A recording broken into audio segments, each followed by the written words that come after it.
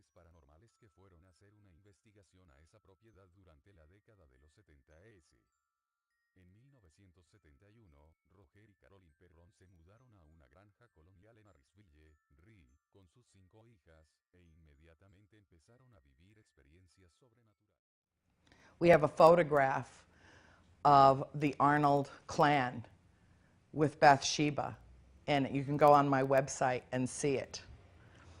It's amazing. It's absolutely amazing. Taken in May of 1885, and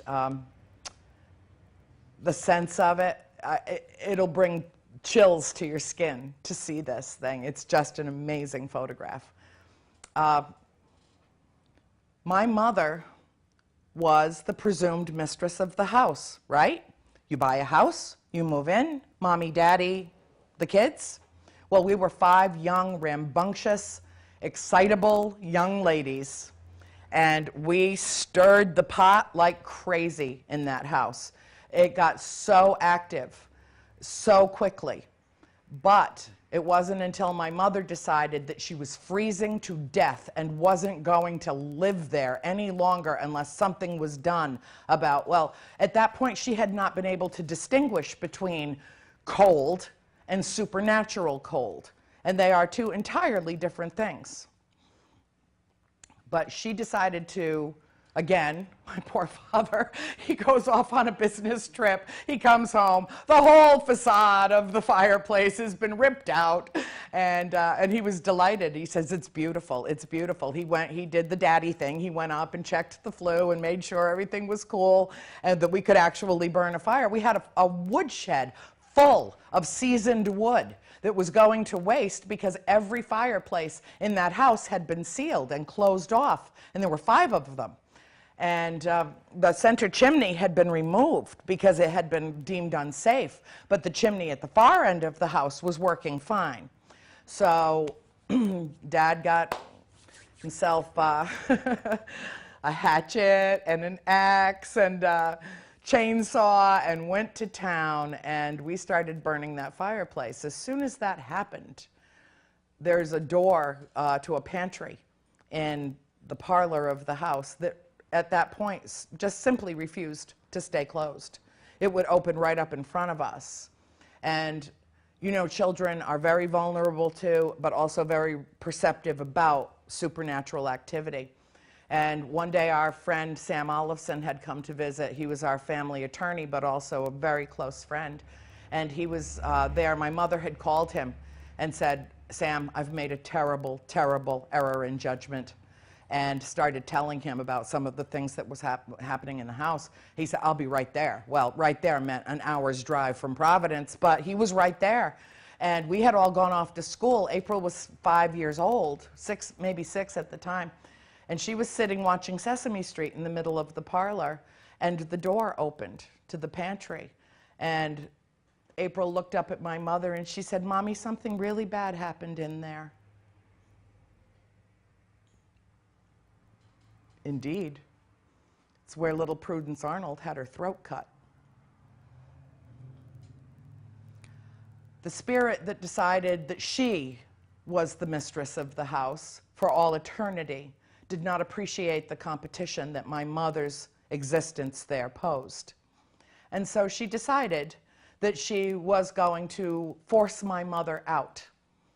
And she lusted after my father. She was absolutely overt about it. She made, believe me, he'll tell you, talk to him afterwards, he'll tell you what she did. And she coveted us, the 5 children. At one point, she came into my sister Cindy's bedroom upstairs, and her head is often manifests as what would appear as a desiccated hornet's nest. It has little tiny sprigs of hair, vacant hollow eyes. Sometimes her grin has chipped, broken yellow teeth, but sometimes there's nothing there at all.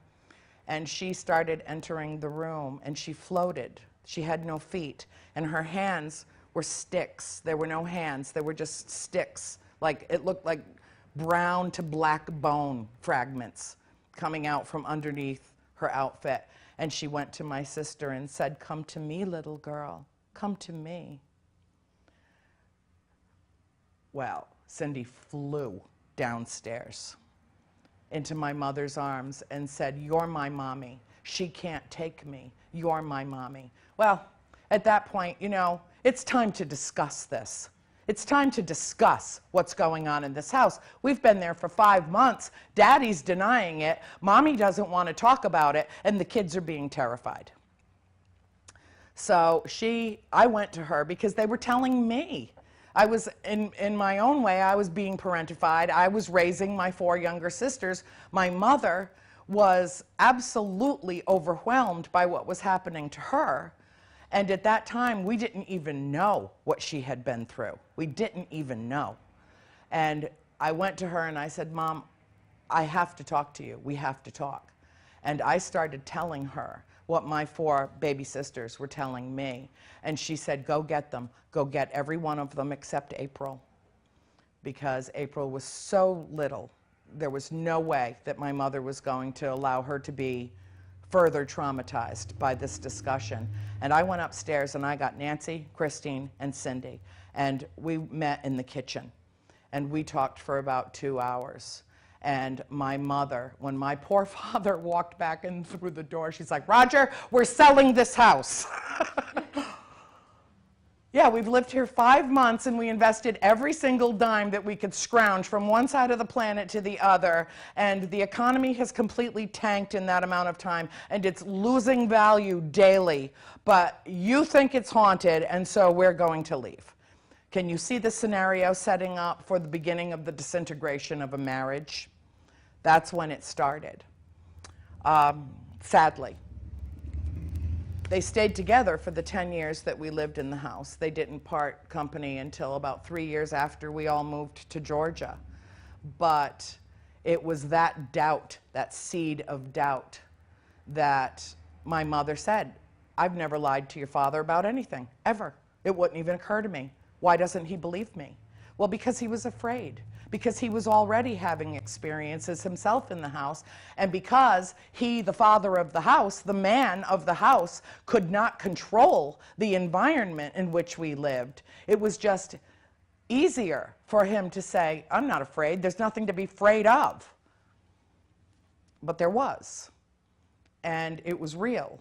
And when my mother had a needle plunged into the back of her calf while she was laying reading a book on the sofa one night, or perhaps maybe what turned the worm was the night that every spirit in that house completely circled the bottom of her bed and had burning torches in the room, and she had backed up to the headboard because the one came out of the group and got in her face and said, "We'll drive ye out with fiery broom, we'll drive ye out with death and gloom," and chanted an entire, it was like dark, beautiful poetry. It's all in the book.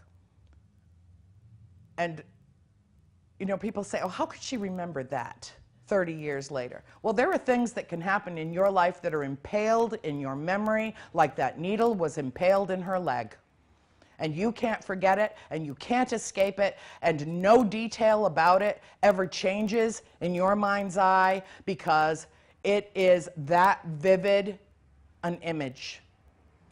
I thought when I put this together, and it took an incredible amount of work to put, I had 7 notebooks for all 7 of us. I sat for hours and hours talking to each one of my family members about what they remember, what they recall. A lot of the incidents that occurred happened individually, so I wanted those included. But a lot of them happened in groups, sometimes 3 of us, 4 of us, or all of us. And so I thought, oh, this is never going to match up. 30 years has passed. Nancy's going to remember it a little differently than Cindy remembered it. It's going to remember it a little differently than April remembered it. When I put the whole thing together, when I compiled and distilled all of it into a manuscript, I had to change 1 season from fall to spring because I had the season wrong that particular incident happened. There are some memories that you will never escape in your life. Best to embrace them. My mother said, she said, you know, we spent 30 years trying to bury this.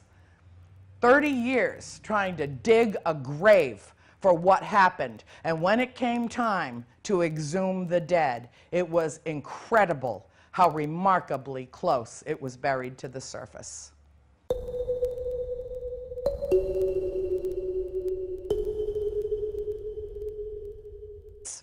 Well, we were 5 young, rambunctious, excitable young ladies, and we stirred the pot like crazy in that house. It got so active so quickly. But it wasn't until my mother just said, it'll bring chills to your skin to see this thing. It's just an amazing photograph. My mother was the presumed mistress of the house, right? You buy a house, you move in, mommy, daddy, the kids of the Arnold clan with Bathsheba. And you can go on my website and see it. It's amazing. It's absolutely amazing. Taken in May of 1885. And the sense of it.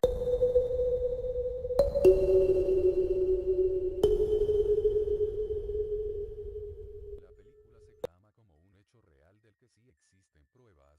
La familia Perron vivió en esa granja y los Warren sí son investigadores paranormales que fueron a hacer una investigación a esa propiedad durante la década de los 70s. En 1971, Roger y Carolyn Perron se mudaron a una granja colonial en Harrisville, Rhode, con sus 5 hijas, e inmediatamente empezaron a vivir experiencias sobrenaturales. We have a photograph